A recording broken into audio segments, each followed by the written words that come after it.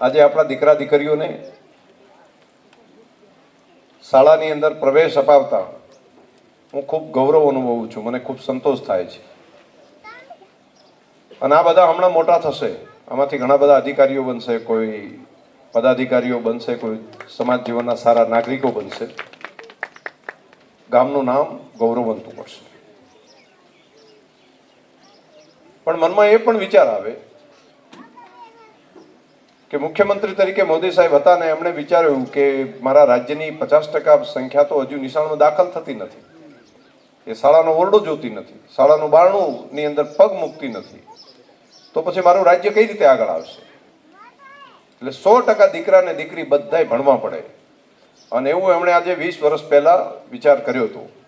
અને તમે જોજો એની અસર દેખાતી હશે કે 20-25 વર્ષની અંદર કેટલા સરકારી અધિકારીઓ બન્યા આપણે ત્યાં, કેટલા કર્મચારીઓ બન્યા હશે જિલ્લામાં, રાજ્યની અંદર કેટલી વ્યવસ્થા આરી બની હશે, કેટલા અલગ અલગ વ્યવસાય ધંધામાં ગયા.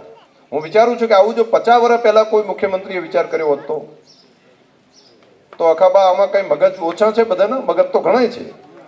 આમાંથી કોઈ ડીએસપી હોત ને કોઈ ડીવાયએસપી હોત, કોઈ ક્લાસ 1 ઓફિસર હોત, અને ફોજદાર તો મોટા ભાગના થઈ ગયો. જો શરીર તો બધાના બરાબર જ હતા, શરીર હતા, હોશિયારી હતી, બધું હતું. બહેનો પણ અત્યારે બેઠા છે, એમાંથી ઘણા બધા ટીડીઓ કોઈ બની ગયા હોત, કોઈ એમાંથી શિક્ષક બન્યા હોત, કોઈ તલાટી હોત, કોઈ ઓફિસર બની ગયા હોત, અલગ અલગ બની શકો.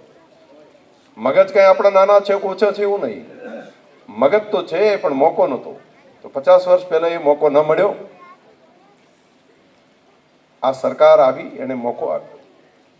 આખી સરકારને મોદી સાહેબે ગામડે ગામડે મૂકી. એમને કીધું તમે જાઓ અને ગામમાં જઈને એક પણ દીકરો કે દીકરી એવું ના હોવું જોઈએ કે જે નિશાળમાં દાખલ ના થાય. 100% નામાંકન કરાવો, 100%. એમ આ તમારી જવાબદારી છે.